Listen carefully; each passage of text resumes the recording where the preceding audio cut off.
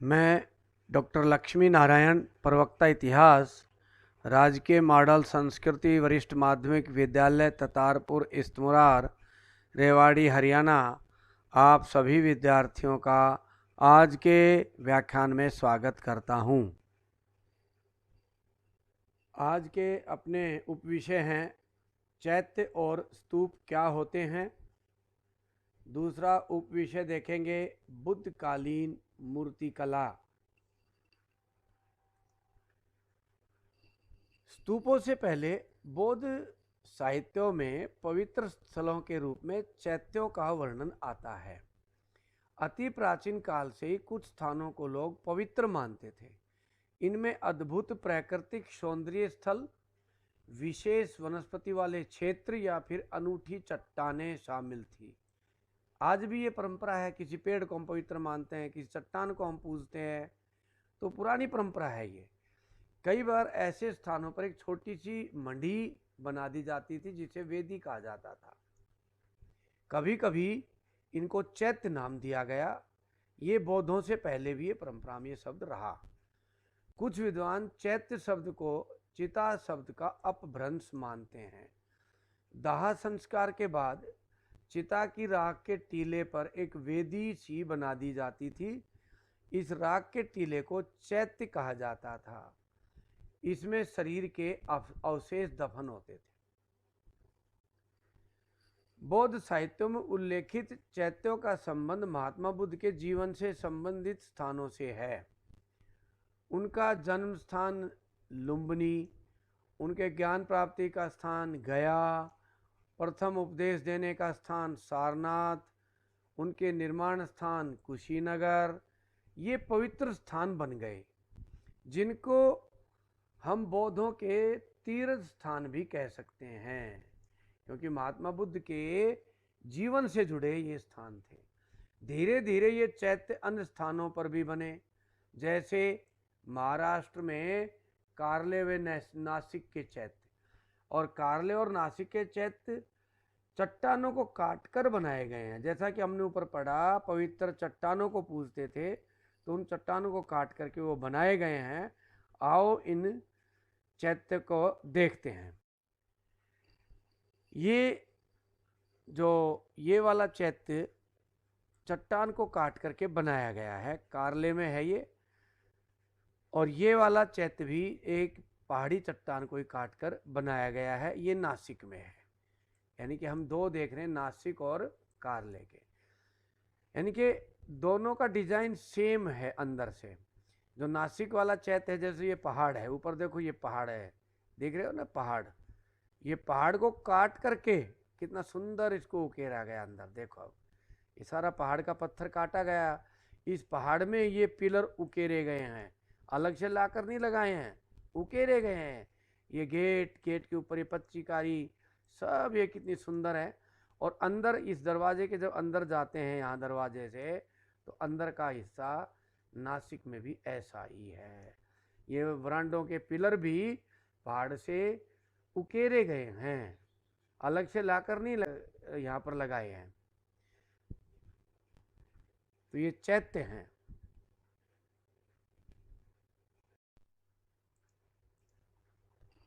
आओ विद्यार्थियों, अब स्तूप के बारे में जानते हैं। स्तूप का शाब्दिक अर्थ है ढेर अथवा टीला।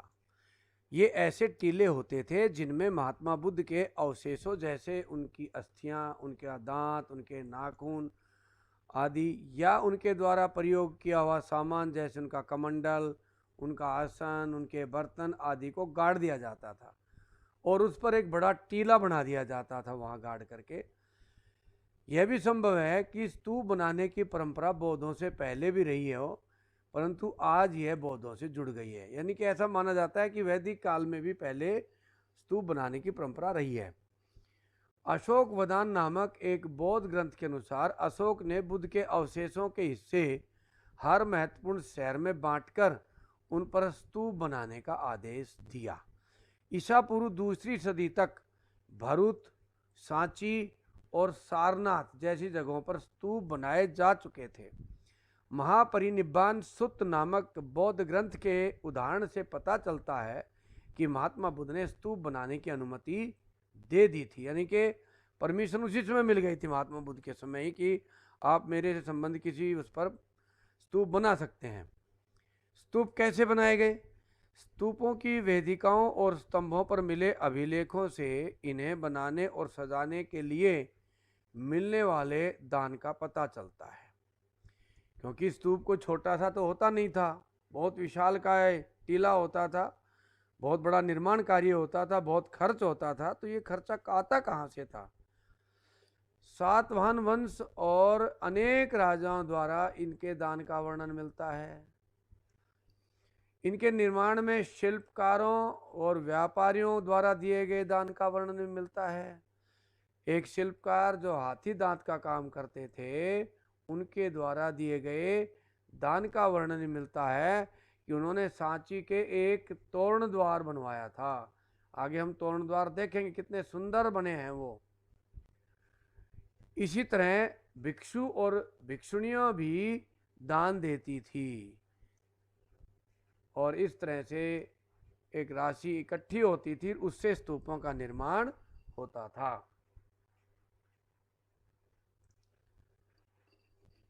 अब विद्यार्थियों देखते हैं स्तूप की संरचना, कैसा होता था स्तूप, कैसे उसके डिजाइन होता था, डिजाइन समझते हैं। स्तूप अंडाकार होते थे। स्तूप का संस्कृत अर्थ टीला होता है। स्तूप का जन्म गोलार्ध लिए हुए मिट्टी के टीले से हुआ है, यानी कि एक तरह से गोलार्ध ले रखा, आधा गोला। ध्यान से देखें इधर, इसमें हम देख सकते हैं धीरे धीरे इसकी संरचना जटिल होती गई। इसमें चौकोर और गोल स्तूपों का भी निर्माण किया गया, यानी कि बाद में आगे दिखाऊंगा मैं आपको कि चौकोर और गोल स्तूप भी बने हैं, परंतु आरंभ में इस तरह के स्तूप बने। ये हम देख सकते हैं विद्यार्थियों, देखो ये अंडाकार है, इसको हम देखें, ये देखो ये अंडाकार बना हुआ है, ऐसे अर्ध गोलाकार है कि नहीं है, ये ऐसे इधर भी इस तरह अर्ध गोलाकार है। अंड के ऊपर एक हर्मिका होती थी, ये देखो ये लिखा है ना, ये पॉइंटर से देखिए, ये हर्मिका होती थी। हर्मिका यानी कि इसके चारों तरफ एक छज्जा सा लगा होता था। इस हर्मिका में कहते हैं कि देवताओं का घर है, इसके अंदर देवताओं का निवास है। इसके अंदर इसमें हर्मिका से एक मस्तूल निकलता था। मस्तूल यानी कि एक बहुत बड़ा डंडा सा, मोटा सा, इसको यष्टि कहते थे। ये निकला हुआ दिखाई दे रहा है ना इधर, ये मस्तूल निकला हुआ है। इस तरह से ये मस्तूल था, एक डंडा सा था, इसको यष्टि कहा जाता था। इस पर एक छतरी लगती थी, फिर इसके ऊपर ये छतरी बनी हुई है, देखिए है ना, ये छतरी है, देखो आप, ये छतरी बनी होती थी। टीले के चारों ओर एक वेदिका बनी होती थी जो पवित्र स्थल को सामान्य दुनिया से अलग करती थी। ये अंदर की वेदिका है, देखो ये जो अंडाकार जगह है, इसको अलग करने के लिए कि यहाँ चारों तरफ गैलरी बनी हुई है। फिर इसके नीचे इधर भी गैलरी होती थी अलग से, वेदिका बोलते थे उसको। आगे मैं दिखाता हूँ अभी आपको वेदिका भी। जो पवित्र स्थल को ये वेदिका दुनिया से अलग करती थी। स्तूप पर कोई अलंकरण नहीं होता था, देखो इस पे कोई डिजाइन नहीं है, बस ईंटों से बना हुआ है।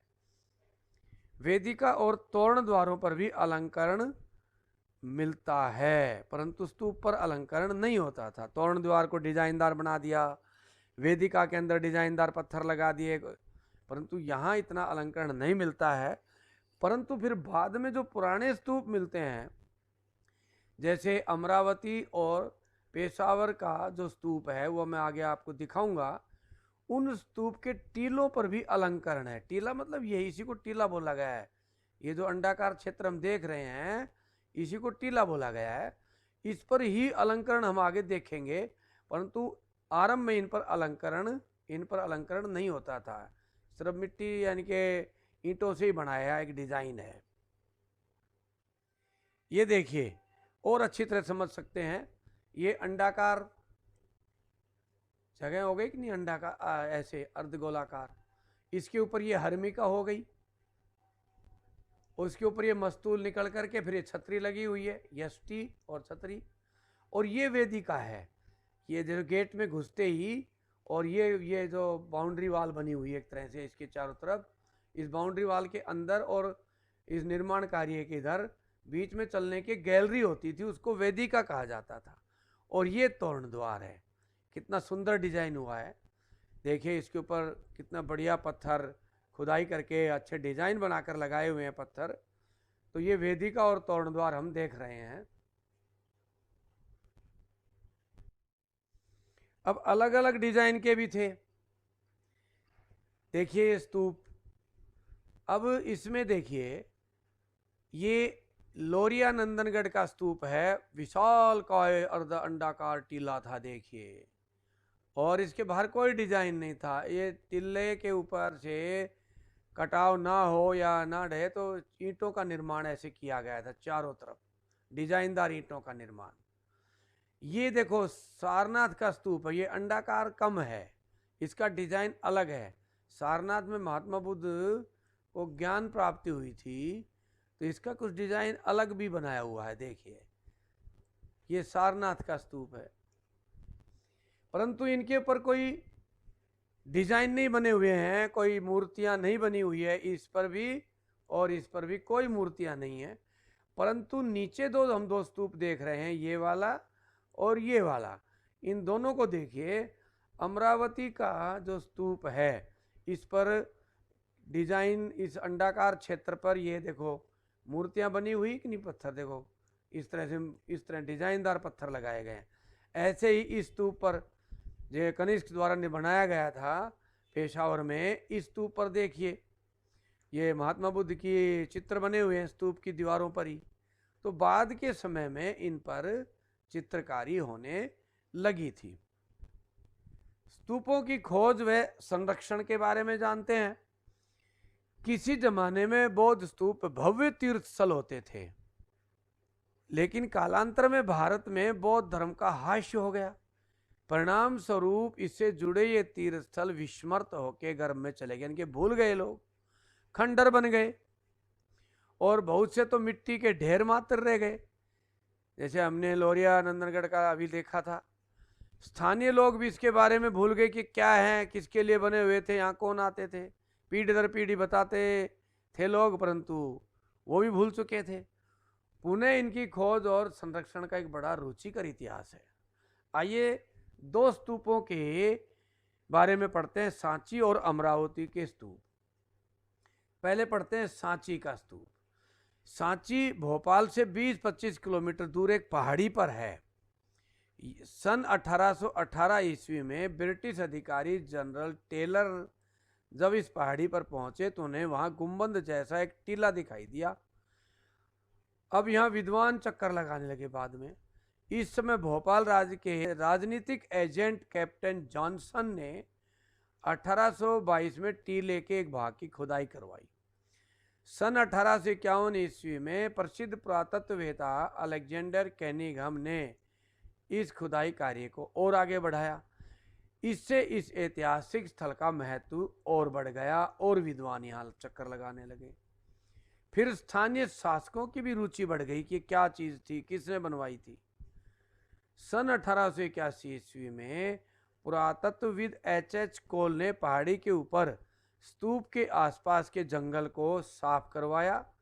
इनका विचार यह था कि पुरातत्वविद अवशेषों को उठाकर ले जाने की बजाय इनको इसी स्थान पर संरक्षित करें। सही अर्थों में इसका उत्खनन कार्य 1912 ईस्वी में भारतीय पुरातात्विक संरक्षण के डायरेक्टर जनरल जॉन मार्शल ने इसको आगे बढ़ाया। यानी कि ठीक ठीक चीज की खुदाई कराई, इसके अवशेषों को ठीक ढंग से रखवाया। ये सारा काम सीरियसली जॉन मार्शल ने लिया। अब जानते हैं कि सांची के स्तूप का संरक्षण कैसे हुआ और किन्होंने इसमें योगदान दिया। तो प्यारे विद्यार्थियों, भोपाल की बेगमों का वर्णन इसमें आता है कि उन्होंने इस काम को सीरियसली लिया, गंभीरता से लिया और इनका संरक्षण दिया। तो भोपाल की बेगमों का बड़ा योगदान है। 19वीं शताब्दी की भोपाल की दो बेगमें शाहजहां बेगम और सुल्तान जहां बेगम ने सांची के स्तूप को बचाए रखने में उल्लेखनीय योगदान दिया। उन्होंने इसके संरक्षण के लिए धन भी दिया और पुरावशेषों को संरक्षित भी किया, क्योंकि सांची का स्तूप है वो भोपाल के नज़दीक ही है, पहाड़ियों में। सुल्तान जहां बेगम ने इसके संरक्षण के लिए धन भी दिया और स्तूप स्थल के पास एक संग्रहालय और अतिथिशाला भी बनवाई। यानी कि सुल्तान जहां बेगम ने निर्माण कार्य वहाँ किया कि जो वहाँ के अवशेष हैं वो उठाकर ना ले जाएं लोग, तो एक संग्रहालय बनवा दिया और लोग वहाँ आए, बैठे, रुके, अतिथिशाला बनवा दी। वहीं स्तूप स्थल पर ही रहकर जॉन मार्शल ने अपने महत्वपूर्ण ग्रंथ लिखे और उनके प्रकाशन का खर्चा भी बेगम ने ही दिया। जॉन मार्शल ने इन ग्रंथों को सुल्तान जहां बेगम के नाम से समर्पित कर दिया, उनके नाम से छपवा दिए।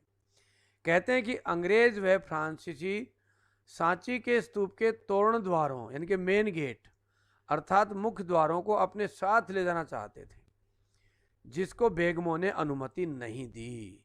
क्यों नहीं दी? इसका एक्सपीरियंस पहले आ चुका था एक स्तूप के माध्यम से, जो हम आगे पढ़ेंगे।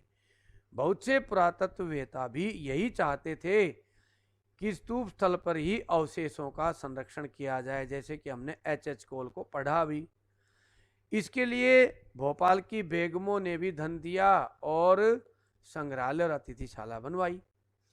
आज सांची का स्तूप भारतीय पुरातात्विक संरक्षण के अंडर में है। सन 1989 ईस्वी में सांची को वर्ल्ड हेरिटेज साइट घोषित किया जा चुका है। यानी कि 1989 में ये वर्ल्ड हेरिटेज सेंटर बन गया। तोरण द्वारों के दर्शन करते हैं विद्यार्थियों। देखो कितने सुंदर तोरण द्वार हैं, ये दोनों सांची के स्तूप के बाहर हैं। ये देखो और इसको भी देखो, कितनी सुंदर पच्चीकारी पत्थर पर की हुई है, उकेरी हुई है मूर्तियां। ध्यान से देखिए, इस पर भी, दोनों पर कितने सुंदर हैं। और यहाँ पर देखो तोरण द्वार पर साल भंजिका की मूर्ति भी लगी है। देखो इधर वाली मूर्ति टूट गई है यहाँ से, परंतु इधर ये लगी हुई है। मेन गेट पर ये क्यों लगाते थे अभी आगे पढ़ेंगे इन मूर्तियों के बारे में। परंतु देखो कैसे तोरण द्वारों पर ये मूर्तियां लगी थी। इधर भी देखो यहाँ लगी हुई है दोनों साइड में शाल भंजिका की मूर्तियां। तो कितने सुंदर ये गेट थे। इनको उठाकर ले जाना चाहते थे अंग्रेज और फ्रांसीसी, परंतु भोपाल की बेगमों की वजह से ये बचे रहे। अब अमरावती का स्तूप और उसकी नियति पढ़ते हैं। ये नियति शब्द क्यों जोड़ा? कि उसका भाग्य ठीक नहीं था अमरावती के स्तूप का। नियति होती है भाग्य। अमरावती आज महाराष्ट्र में पड़ता है। सन 1796 ईस्वी में यहाँ का एक स्थानीय राजा एक मंदिर बनवाना चाहता था, तभी उसे अमरावती के स्तूप के अवशेष मिल गए। उसकी रुचि उन्हें खोद निकालने में बढ़ गई। क्यों बढ़ गई? उसे लगा कि यहाँ कोई खजाना दबा पड़ा है। उन्हीं दिनों कॉलिन मैकेंजी नाम का एक अंग्रेज पुरातत्वविद यहाँ आ पहुंचा और इसने इस स्थान का सर्वे किया। कौन आया? Colin McKenzie. परंतु उनकी सर्वे रिपोर्ट प्रकाशित नहीं हुई। सन 1854 ईस्वी में आंध्र प्रदेश के गंटूर क्षेत्र के कमिश्नर एलियट ने अमरावती के स्तूप का उत्खनन यानी कि खुदाई करवाई। स्तूप का पश्चिमी तोरण द्वार ढूंढ निकाला। साथ ही उन्होंने यह रेखांकित किया कि यह स्तूप बौद्धों का सबसे विशाल और सुंदर स्तूप था। यानी कि सांची के स्तूप से भी सुंदर ये स्तूप था। परंतु इसकी नियति उसमें कुछ और थी। उसमें भोपाल की बेगमों की तरह कोई ध्यान देने वाला व्यक्ति होता तो ये भी आज उसी स्थिति में होता, भोपाल के सांची के स्तूप की तरह। परंतु आज वहाँ मिट्टी का ढेर है, बाकी कुछ नहीं है। तो इसकी नियति कैसे गड़बड़ हुई ये देखते हैं। सांची का स्तूप तो बच गया, परंतु अमरावती के स्तूप के भाग्य में तो कुछ और ही था। आज वहाँ मिट्टी के ढेर के सिवा कुछ नहीं है, जबकि यह सांची के स्तूप से अधिक सुंदर और अलंकृत था। यह सफेद संगमरमर की नक्काशीदार मूर्तियों से बना हुआ था। 1796 में इसकी खोज के साथ ही इन अलंकृत मूर्तियों और पत्थरों को उठाकर ले जाने का सिलसिला चल पड़ा। बड़ा सुंदर डिजाइनदार सफेद मार्बल था, तो अंग्रेज अधिकारी उठा ले गए। कमिश्नर एलियट जो संगमरमर के पत्थर उठाकर मद्रास ले गया, आज उसे एलियट संगमरमर कहते हैं। बहुत सफेद चमकदार संगमरमर है, तो आज उस संगमरमर का नाम पड़ गया एलियट संगमरमर। अमरावती के स्तूप के अवशेष जो संग्रहालयों में रखे हैं, अमरावती के अवशेष संगमरमर की मूर्तियां जो विभिन्न संग्रहालयों में रखी हुई, देखो कितने सुंदर सफेद मार्बल का डिजाइनदार। देखिए आप, ये स्तूप, ये चैत्य का एक डिजाइन बना हुआ है, इस पर कितना सुंदर चमकदार मार्बल है। ये देखिए कितनी सुंदर मूर्तियां बनाई गई हैं इस पत्थर खोद के। यहाँ देखिए इसमें दो हाथी हैं। ये जो हाथी है ये गुस्से में है, मस्त हो रहा है और तबाही मचा रखी है, परंतु जैसे ही महात्मा बुद्ध, ये महात्मा बुद्ध खड़े हैं, ये चित्र चेहरा दिखाई दे रहा है इनका, महात्मा बुद्ध दिखाई देते हैं, तो उनके चरणों में शीश नवाता है हाथी, यानी कि उनको देखते ही हाथी अहिंसक हो जाता है। इसमें ये दिखाया गया है। इसके सुंदर उत्कीर्ण संगमरमर के पत्थर Asiatic Society of Bengal of India office से मद्रास व लंदन तक पहुंच गए, उठा ले गए लोग। ये केवल संग्रहालयों में ही नहीं रखे हैं, बल्कि बहुत से अधिकारियों के लंदन स्थित बंगलों की शोभा बढ़ा रहे हैं, उनके बगीचों में खड़े हैं। इसकी नियति यह भी रही कि इसकी खोज सांची से पहले हुई और उस समय पुरातत्वविद इसके महत्व को नहीं समझ पाए थे। इनका संरक्षण इसी स्थान पर किया जाना चाहिए, ऐसा विचार उनके मन में नहीं आया। इसके अवशेषों व मूर्तियों को स्थानांतरित करना बड़ा दुर्भाग्यपूर्ण रहा। पुरातत्ववेत्ता कोल ने कहा है, इस देश की कलाकृतियों की लूट होने देना मुझे आत्मघाती और असमर्थनीय नीति लगती है। बौद्धों से जुड़ी मूर्ति कला पर अब नजर डालते हैं कि ये मूर्तियां कुछ ना कुछ कहानी बताती हैं, जातक कथाएं बताती हैं। वैदिक संस्कृति से भी जुड़ी हुई मूर्तियां हम देखेंगे। अब कुछ मूर्तियों पर नजर डालते हैं जो महात्मा बुद्ध के जीवन और शिक्षाओं पर प्रकाश डालती है। जो भी इन मूर्तियों को देखता है वो इन मूर्तियों को पाने की चाह रखता है। वहीं कुछ इतिहासकार इनका गहन अध्ययन करके इतिहास की कड़ियों को जोड़ने का प्रयास करते हैं। इन मूर्तियों पर साहित्यिक गाथाएं उकेरी गई हैं। तो आइए पत्थर में गढ़ी गाथाओं, धर्म व लोक विश्वासों को जानने का प्रयास करते हैं। इस मूर्ति में वेशांतर कथा है, एक जातक कथा है, जिसमें एक राजकुमार एक ब्राह्मण को अपना सब कुछ दान देकर वनों में अपने पत्नी बच्चों के साथ जा रहा है। देखो ये राजकुमार अपने बच्चों के साथ खड़ा है, ये राजकुमार, इसके बच्चे खड़े हैं, ये सब कुछ दान दे रहे, प्रजा खड़ी है और सब कुछ दान देकर ये वनों में जाने की तैयारी कर रहा है। ऐसे देखिए ये चित्र हमने अभी देखा था, ये वाला महात्मा बुद्ध का, इसमें महात्मा बुद्ध को देख करके हिंसक हाथी भी अहिंसक हो जाता है। ये शेषनाग का चित्र जो वैदिक संस्कृति का प्रतीक रहा है। ये गजलक्ष्मी, लक्ष्मी का चित्र हम लाते हैं पूजने के लिए, तो दो हाथी होते हैं जो उन पर जल डाल रहे होते हैं, ऐसे ऐसे देखना। ये गजलक्ष्मी का चित्र भी हमें सांची से मिला है। और ये शालभंजिका की मूर्ति, शालभंजिका की मूर्ति मैंने वहाँ दिखाई थी आपको, तोरण द्वार पर लगी हुई थी। इस शालभंजिका की मूर्ति को अच्छा माना गया है। जैसे ये एक पेड़ से लटकी हुई महिला है, तो पेड़ पर देखो विद्यार्थियों फल फूल लदे हैं, ये फल लगे हुए हैं पेड़ पर। इसी तरह से स्त्रियों से घर भी फल फूल से यानी कि बच्चों से भर जाते हैं। उनको भी शुभ माना गया है, वंश को चलाने वाली माना गया है। इसलिए स्त्रियों का महलों के दरवाजों पर और अनेक धार्मिक स्थलों के दरवाजों पर लगाया गया है, इनको शुभ माना है, वंशवर्धक माना गया है। और मूर्तियां देखते हैं, देखो यहाँ इस मूर्ति में महात्मा बुद्ध की पूजा है। वो किस रूप में हो रही है? वृक्ष रूप में। आरंभ में मूर्ति रूप में नहीं होती थी, वृक्ष रूप में पूजा करते थे। महात्मा बुद्ध की। फिर धीरे धीरे स्तूप और चैत्य रूप में पूजा शुरू हुई। देखो ये चैत्य का डिजाइन बना हुआ है, स्तूपों की उनकी पूजा होनी शुरू हुई। और ये धर्म चक्र परिवर्तन का चिन्ह है जो हमारे तिरंगे पर भी लगता है, तीलियों वाला, इसकी भी पूजा करते थे। इस तरह से ये पूजनीय चिन्ह रहे हैं। अब प्यारे बच्चों, अभ्यास के प्रश्न, इन सभी प्रश्नों का उत्तर आपको इसी व्याख्यान में मिलेंगे। पहला है चैत्य क्या होते हैं, स्तूप क्या होते हैं, इनकी संरचना व निर्माण पर प्रकाश डालिए। सांची के स्तूप के संरक्षण में भोपाल की बेगमों के योगदान का वर्णन करें।